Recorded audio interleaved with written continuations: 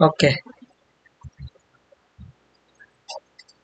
pertanyaan sederhana kayak contoh, kenapa sih orang Jepang selalu punya cerita unik dari sisi budaya, kayak memberi salam, bahkan salah satunya memberi salam, bahkan kepada orang yang sama dalam satu hari. Hmm. Di tempat kerja, hmm, di tempat kerja, di rumah, di toko, bahkan di jalanan. Sapaan itu selalu ada. Tapi apa kalian tahu bahwa salam di Jepang tuh bukan cuma sekedar kata-kata loh. Ini adalah bagian dari budaya. Dari Ohayo gozaimasu sampai cara membungkuk, semuanya menyimpan makna yang dalam. Kalian pernah nggak sih punya pertanyaan kayak, kenapa di Jepang begitu banyak variasi ucapan salam dan sapaan? Entah kepada rekan kerja, tetangga, bahkan orang asing. Yang mana salam ini bukan cuma sekedar formalitas, tapi salam di Jepang adalah bagian dari budaya atau sebuah ungkapan sederhana yang mencerminkan sopan santun, hierarki sosial, dan juga sejarah panjang masyarakatnya. Nah, di video ini kita akan membahas bagaimana ucapan seperti Ohayo gozaimasu, Otsukare sama deshita, hingga cara membungkuk bisa mencerminkan identitas bangsa.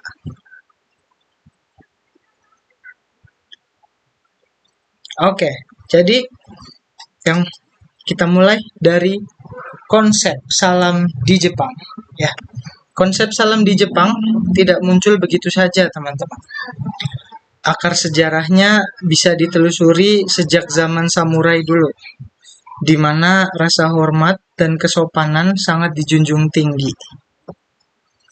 Ya, konsep salam dan budaya di Jepang punya akar yang dalam, yang dipengaruhi oleh ajaran Konfusianisme dan Buddhisme, di mana masyarakat Jepang sangat menghargai kesopanan dan harmoni. Nah, dari situ juga lahirlah konsep reigi, teman-teman. Ya, bagi orang Jepang, memberi salam bukan hanya sekedar basa-basi, tapi bentuk penghormatan dan pengakuan sosial. Budaya Jepang dibentuk oleh filosofi Konfusianisme dan Buddhisme yang menekankan keseimbangan sosial, tata krama, serta penghargaan terhadap orang lain. Tapi reigi itu apa sih? Nah, jadi konsep reigi dalam konsep budaya Jepang itu merujuk pada kesopanan, tata krama, dan etika sosial yang sangat penting dalam interaksi sehari-hari. Reigi menekankan pentingnya menghargai orang lain, menunjukkan rasa hormat, dan bertindak sesuai dengan norma-norma yang berlaku. Jadi, salam bukan hanya sekedar bentuk komunikasi, tapi juga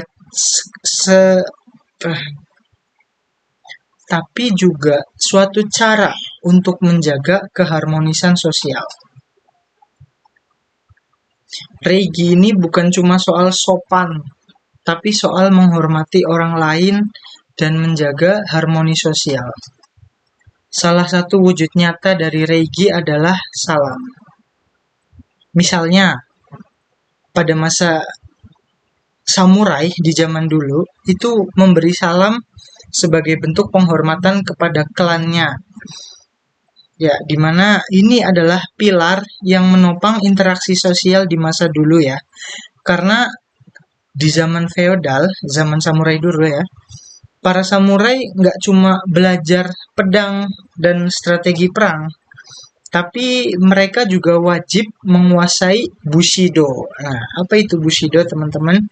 Bushido itu kode etik kesatria Jepang. Jadi, Ya, Reiki ini merupakan salah satu contoh kuat atau elemen yang penting dari Bushido ya. Jadi kelihatan tuh bagaimana dulu pentingnya menjaga komunikasi dan kode etik itu sudah dijunjung tinggi dari zaman samurai pada kekaisaran Jepang. Dimana selanjutnya yaitu contoh nyata dari bukti atau tindakan di zaman samurai ya, dimana seorang samurai ini nggak akan langsung menyerang musuhnya ya.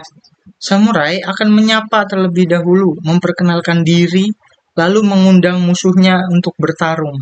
Nah, ini disebut atau dikenal juga dengan Reigini Hajimari atau Reigini Owaru ya. Segalanya dimulai dan diakhiri dengan kesopanan.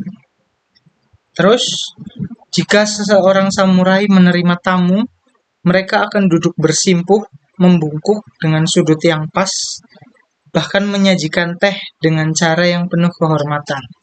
Semua dilakukan dalam bingkai Reigi ya, teman. Jadi Reigi ini melatih pengendalian diri sehingga seseorang harus bisa tetap tenang, menjaga ekspresi dan berbicara sopan bahkan saat dia sebenarnya marah atau sedih. Dan gak cuma di situ, tapi sampai hari ini pun warisan itu masih hidup dalam keseharian masyarakat Jepang. Nah, kalau contoh nyatanya di zaman sekarang itu ya ketika orang Jepang saling bertegur sapa, menghormati orang yang lebih tua dengan memperhatikan penggunaan tingkat kebahasaan ketika berkomunikasi, atau para murid yang memberikan salam dan hormat dengan membungkuk di depan gurunya sebagai bentuk penghormatan dan rasa terima kasih atas ilmu.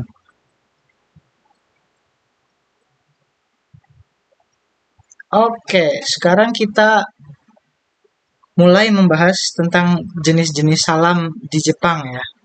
Salam di Jepang punya banyak bentuk, tergantung waktu, situasi, dan juga hubungan sosial. Misalnya, Ohayo gozaimasu, itu artinya selamat pagi. Konnichiwa, artinya selamat siang. Dan konbanwa, selamat malam. Dan oyasumi nasai, artinya selamat beristirahat gitu ya.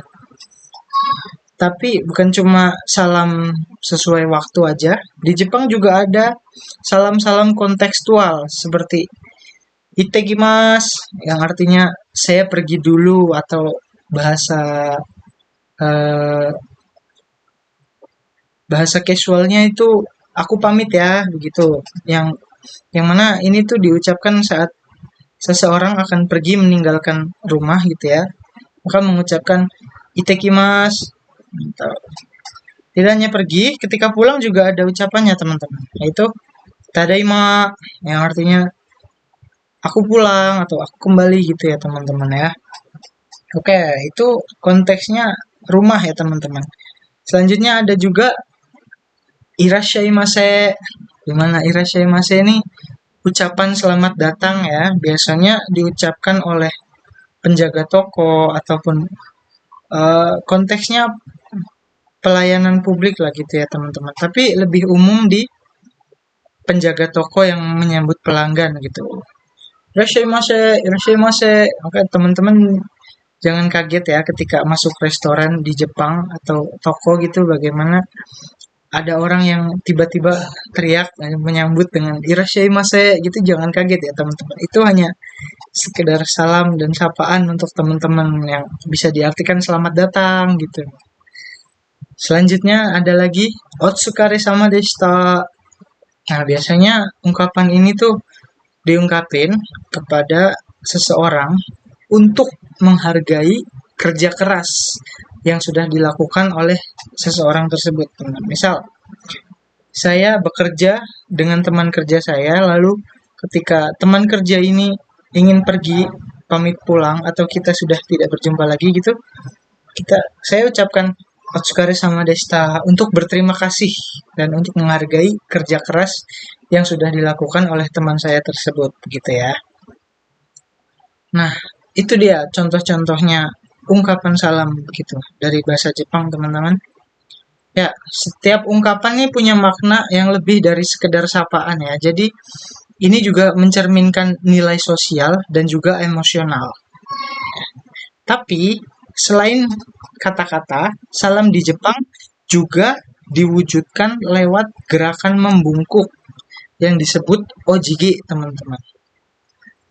Di mana ojigi ini merupakan suatu gerakan, ya, gerakan membungkuk yang mana ini menunjukkan rasa hormat kepada lawan bicara kita.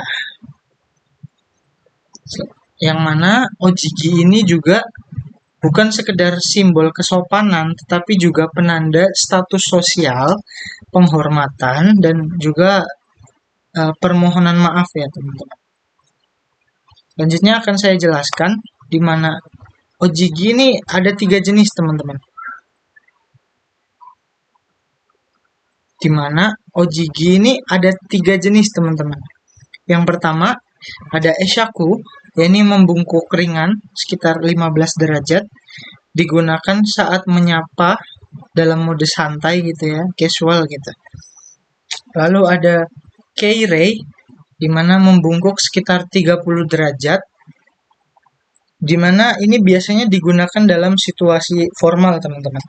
Seperti pertemuan bisnis, atau misal menghormati guru gitu ya ketika akan mulai pelajaran. Seperti itu, teman-teman. Lalu yang ketiga ada saikeirei, di mana ini membungkuk dalam artinya, teman-teman. Yaitu sekitar 45 derajat atau lebih ya.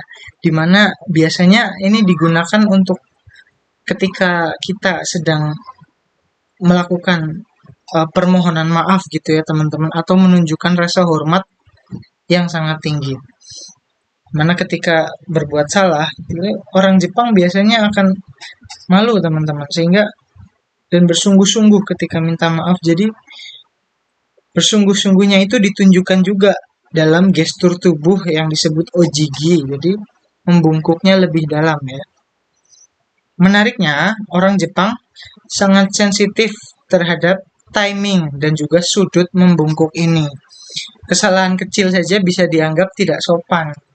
Ya, dalam kehidupan sehari-hari, contohnya salam, di mana salam tuh bukan hanya sekedar kewajiban sosial, tapi bagian dari rutinitas ya. Contohnya di kantor ketika pegawai menyapa dengan ohayo gozaimasu sebagai tanda dimulainya hari kerja, jika ditambah dengan ojigi ini akan sangat lebih sopan gitu ya, teman-teman. Dan juga saat pulang mereka saling mengucapkan otsukare sama deshita sebagai bentuk penghargaan gitu ya. Dan di sekolah juga siswa menyapa guru dengan ojigi juga, dengan berkata onegai shimasu sebelum mulai pelajaran ya. Dan juga otsukare sama deshita atau arigatou gozaimasu ketika selesai pelajaran. Dan ini menunjukkan betapa pentingnya kesopanan dan rasa hormat dalam kehidupan sosial di Jepang. Dan semua itu dilakukan dengan kesadaran akan hierarki dan rasa hormat, teman-teman. Nah, oke. Gimana dengan generasi muda Jepang, generasi yang sekarang ini? Apakah mereka masih memegang nilai-nilai salam tradisional?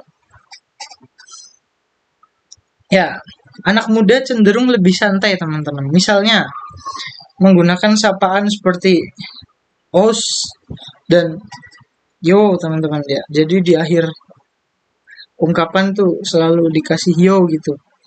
Dan kadang tidak membungkuk ya, atau ojigi ini mulai sedikit terhilangkan ya, atau hanya biasanya diganti dengan anggukan kecil saja, teman-teman. Dimana dalam budaya populer seperti anime, itu sapaan juga banyak muncul untuk menggambarkan karakter, bagaimana karakter yang sopan atau justru karakter yang rebel lah gitu istilahnya ya, teman-teman. Seperti anime Naruto yang belakangnya tuh sering menggunakan kata-kata yo gitu ya untuk mengakhiri kalimat, dan atau oi oi gitu untuk memanggilnya, memanggilnya oi oi gitu kan.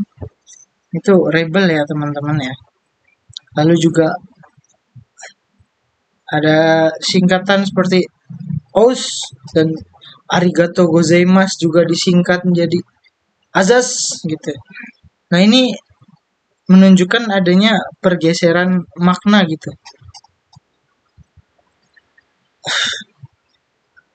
Nah, ini menunjukkan adanya pergeseran zaman ya, teman-teman. Di mana anak-anak muda yang cenderung santai ini juga ekspresif ya, namun lebih ke menyingkat-nyingkat kata begitu. Nah, menariknya, budaya pop di Jepang tetap mempertahankan bentuk-bentuk salam tradisional sebagai simbol nilai Jepang, di mana tetap juga ada seperti eh, Ohayo ataupun Onegaishimasu, itu tetap ada ya untuk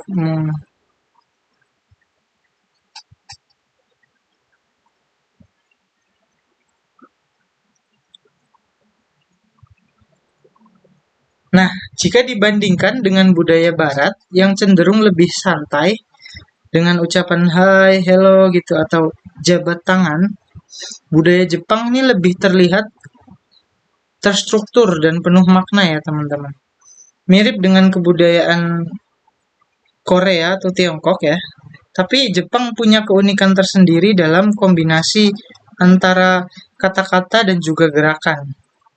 Dibandingkan negara lain, salam di Jepang nih jauh lebih kompleks dan penuh makna. Jadi, misalnya budaya untuk membungkukkan badan gitu jadi sebegitu formal dan juga sistematis ya kalau di Jepang ini. Sementara kalau di Indonesia sendiri kan kita mengenal salam yang biasa itu ya seperti Assalamualaikum atau selamat pagi, selamat siang, selamat sore atau juga permisi. Tetapi tampaknya tidak terlalu disertai dengan etika fisik yang seketat Jepang ya teman-teman. Nah, dari semua contoh yang sudah dijelaskan sebelumnya, dimulai dari kebiasaan menjaga sikap inilah Dimulai dari kebiasaan menjaga sikap inilah muncul dua konsep budaya Jepang yang sangat terkenal, yaitu tatemae dan juga hone. Nah, apa sih tatemae?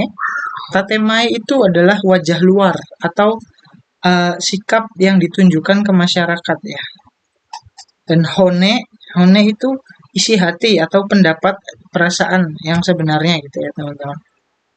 Misal, contoh kasusnya itu, misal di tempat kerja, seorang pegawai mungkin mengatakan Otsukare sama deshita dengan senyuman, dengan ojigi, meskipun dalam hatinya sebenarnya ia merasa lelah atau sedang kecewa dalam kerjaan gitu ya teman-teman.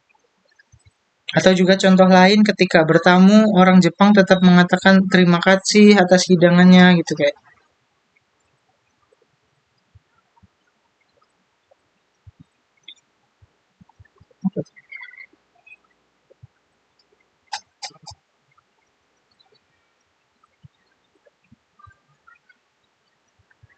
Gochiso sama desta atau terima kasih atas hidangannya meskipun makanannya tidak cocok di lidah mereka. Ya, ini terdengar seperti kepura-puraan ya. Enggak, teman-teman. Buat orang Jepang, ini bentuk kesadaran sosial. Menjaga tatemae sama dengan menjaga keharmonisan. Dan mengontrol hone ini bentuk dari kedewasaan ya. Mana contoh lain lagi, contohnya ketika seorang karyawan tidak suka dengan ide atasan ya, ya dia nggak langsung menolak teman-teman, tapi ia akan menyampaikan keberatan dengan kalimat mungkin seperti mungkin kita bisa pertimbangkan alternatif lain. Lalu juga saat menolak undangan, orang Jepang akan berkata, maaf, saat ini saya ada urusan yang nggak bisa diganggu, atau jadi nggak langsung to the point, nggak mau ya teman-teman. Nah, poin-poin yang kayak gini ini masih relate ya dengan kondisi masyarakat di Indonesia yang sebenarnya ya nggak mau menyakiti perasaan atau masih menjaga perasaan lawan bicara, jadi tetap memperhatikan kata-kata gitu. Tapi tentunya di Jepang tingkatannya jauh berbeda ya teman-teman. Secara ini seperti formalitas atau sesuatu yang sudah diatur secara ketat gitu ya. Ibaratnya begini, Reiji ini seperti panggung dan Tatema itu actingnya. Jadi Hone itu naskah yang disembunyikan di balik itu semua. Tapi semua ini nih bukan kebohongan atau kemunafikan, tapi cara untuk menjaga ketenangan, kesopanan di wajah sosial gitu. Oke, di balik kata-kata sederhana dan gerakan membungkuk, tersimpan filosofi yang membentuk cara hidup orang Jepang sejak ratusan tahun lalu. Yang mana ini adalah budaya, nilai, dan identitas. Ada filosofi hidup yang diwariskan secara turun-temurun. Nah, kalian pernah nggak sih ngalamin budaya salam ini secara langsung? Tulis pengalaman kalian di kolom komentar ya. Jangan lupa like, komen, share, dan subscribe supaya nggak ketinggalan video menarik lainnya. Jadi, lain kali ketika kamu mendengar Ohayo gozaimasu atau melihat orang membungkuk, ingat, ada budaya yang kaya dan bermakna di baliknya. Oke, kalau kamu punya pengalaman unik lain tentang budaya Jepang, kita bisa diskusi di kolom komentar ya teman-teman. Sampai jumpa di video-video berikutnya. Dadah.